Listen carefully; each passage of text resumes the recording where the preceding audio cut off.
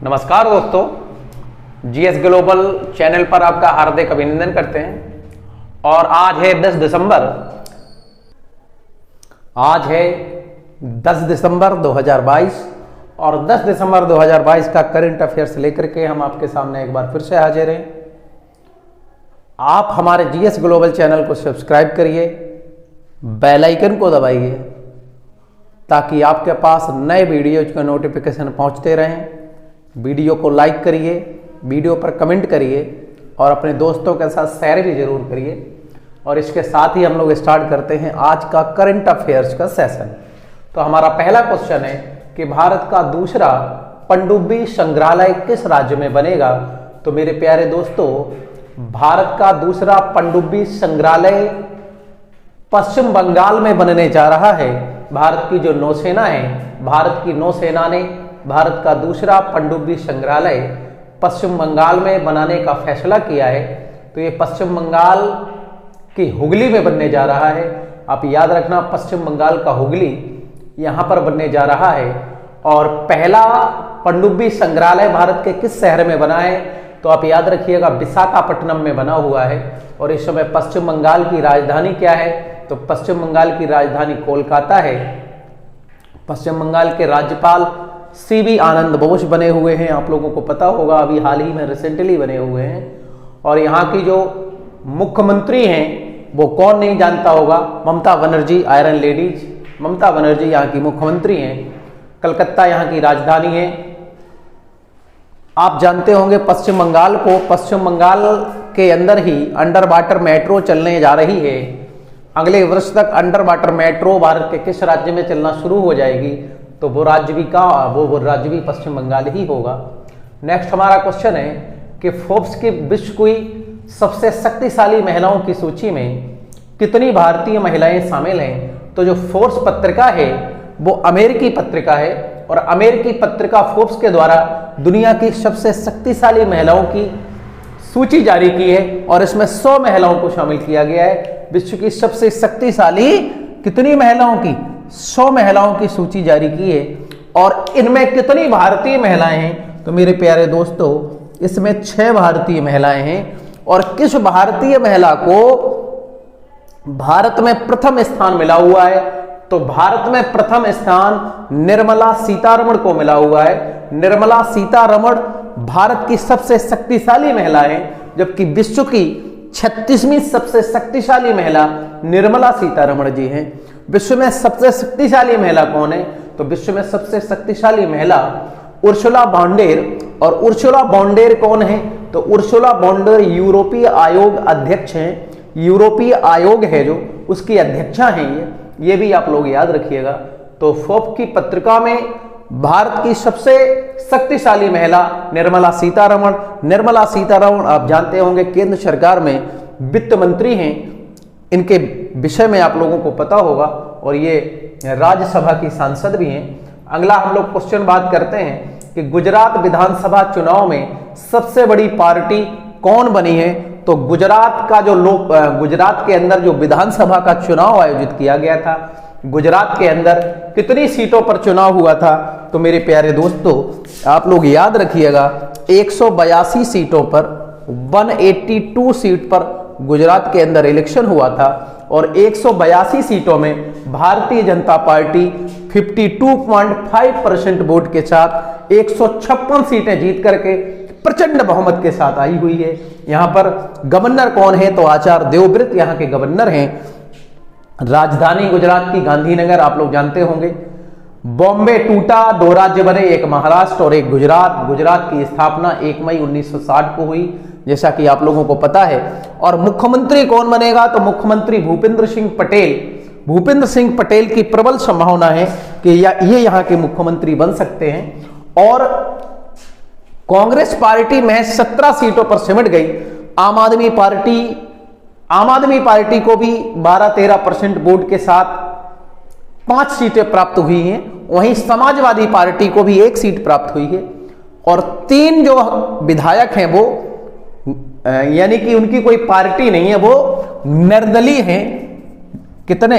3 है निर्दलीय, 3 है निर्दलीय। तो आप लोग याद रखिएगा और आपको पता होगा कि हिमाचल प्रदेश में कांग्रेस की सरकार बनने जा रही है। हिमाचल प्रदेश में भी 68 सीटों पर चुनाव हुआ था और हिमाचल प्रदेश में कांग्रेस सबसे बड़ी पार्टी के रूप में उभरी है। कांग्रेस को 40 सीटें वहां प्राप्त हुई हैं, तो इस विषय में भी आप लोग समझ लीजिए। अगला हमारा क्वेश्चन है कि हाल ही में भारत के 77 में ग्रैंड मास्टर कौन बने हैं?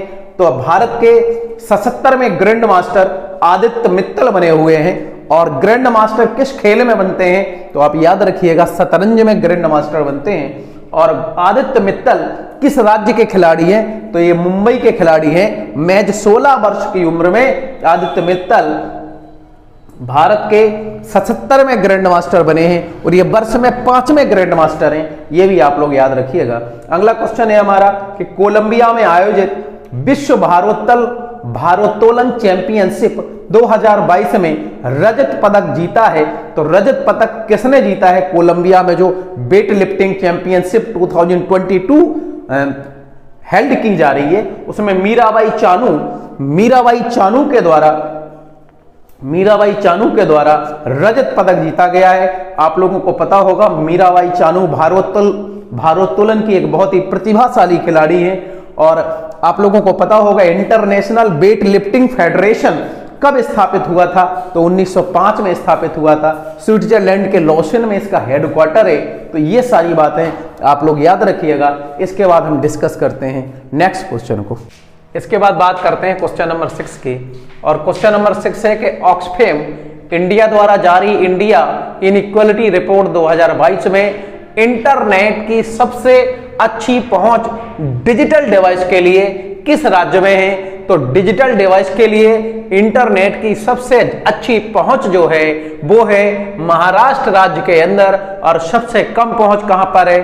तो सबसे कम पहुंच है बिहार के अंदर। तो आप याद रखिएगा कि ऑक्सफैम इंडिया के द्वारा जो इंडिया इनइक्वालिटी रिपोर्ट 2022 जारी की गई है वो इंटरनेट कि सबसे अच्छी पहुंच डिजिटल डिवाइस के लिए कहां पर है?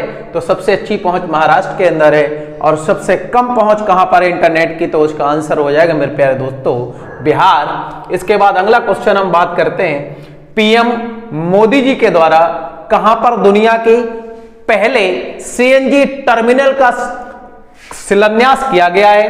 तो प्रधानमंत्री नरेंद्र मोदी जी के द्वारा दुनिया के पहले सीएनजी टर्मिनल्स का जो शिलान्यास किया गया है वो गुजरात के भावनगर सिटी के अंदर किया गया है। भावनगर गुजरात। और टर्मिनल्स का मतलब आप लोगों को पता होगा, यहां से दूसरी जगह के लिए सीएनजी की सप्लाई नहीं होगी। और यहां बहुत बड़ा एक तरीके से सीएनजी का जो टर्मिनल है वो यहां पर बनाया गया है।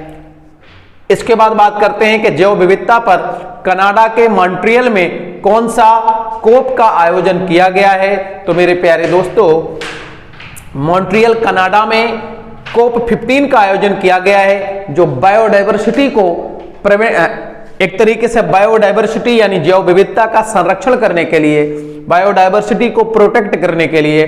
कोप का फुल फॉर्म होता है कॉन्फ्रेंस ऑफ पार्टी।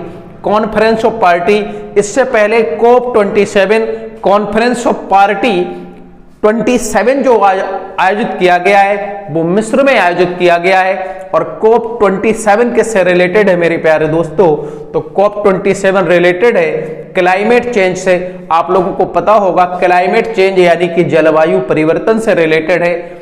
इसके अलावा कार्टेजेना प्रोटोकॉल और नगोया प्रोटोकॉल, ये दोनों प्रोटोकॉल किससे रिलेटेड हैं? तो जैव विविधता से। कार्टेजेना और नगोया प्रोटोकॉल जैव विविधता से रिलेटेड हैं। तो जैव विविधता पर कनाडा के मॉन्ट्रियल में जो कॉन्फ्रेंस ऑफ पार्टी का आयोजन किया गया है उसका नंबर था कोप 15 यानी 15 नंबर का था। इसके बाद बात करते हैं कि हाल ही में आरबीआई के द्वारा किस देश के साथ करेंसी स्वैप एग्रीमेंट किया गया है? बहुत ही महत्वपूर्ण क्वेश्चन है। और क्वेश्चन क्यों महत्वपूर्ण है? क्वेश्चन इसलिए महत्वपूर्ण है क्योंकि आप लोगों को पता होगा किसी भी देश के साथ हमारा जो व्यापार होता है वो किस में होता है? वो होता है डॉलर में। लेकिन मालदीव और भारत ने यह फैसला किया है कि हम अपना जो व्यापार करेंगे वो किसी तीसरे देश की मुद्रा का यूज नहीं करेंगे। मालदीव का जो पैसा है, मालदीव का जो रुपया है और भारत का जो रुपया है, भारत और मालदीव अपने रुपए के रूप में व्यापार करेंगे और डॉलर का यूज नहीं किया जाएगा। इसी के लिए करेंसी स्वैप एग्रीमेंट किया गया है। आप लोगों को पता होगा मालदीव भारत का पड़ोसी देश है। 10 दिसंबर को किस दिवस के रूप में मनाते हैं? तो मेरे प्यारे दोस्तों, 10 दिसंबर को अंतर्राष्ट्रीय मानवाधिकार दिवस मनाया जाता है। अंतर्राष्ट्रीय मानवाधिकार आयोग की स्थापना यूएन यानी कि संयुक्त राष्ट्र संघ के सुझाव पर की गई है। और संयुक्त राष्ट्र, आप लोगों को पता होगा कि जो अंतर्राष्ट्रीय मानवाधिकार आयोग है, अंतर्राष्ट्रीय मानवाधिकार आयोग का काम होता है लोगों को मौलिक अधिकार दिलाना, एक गाइडलाइन तैयार करना जिससे किसी भी देश के अंदर लोगों के मौलिक अधिकारों का हनन ना हो, लोगों को जीवन जीने के लिए एक गाइडलाइन तैयार करना इसका काम होता है। राष्ट्रीय मानवाधिकार आयोग की स्थापना 1993 में होती है। अंतर्राष्ट्रीय मानवाधिकार आयोग की स्थापना 1950 में होती है। तो ये सारे पॉइंट आप लोग याद रखिएगा। राष्ट्रीय मानवाधिकार आयोग का अध्यक्ष कौन होता है? तो सुप्रीम कोर्ट का रिटायर्ड मुख्य न्यायाधीश जो होता है वो राष्ट्रीय मानवाधिकार आयोग का अध्यक्ष होता है। इसी के साथ हमारा जो आज का जो हमारा सेशन है वो यहीं पर पूर्ण होता है। आप लोग हमारे जीएस ग्लोबल चैनल को सब्सक्राइब करिए, बेल आइकन को दबाइए ताकि आपके पास नए वीडियोज के नोटिफिकेशन पहुंचते रहें। नमस्कार दोस्तों, जय हिंद दोस्तों।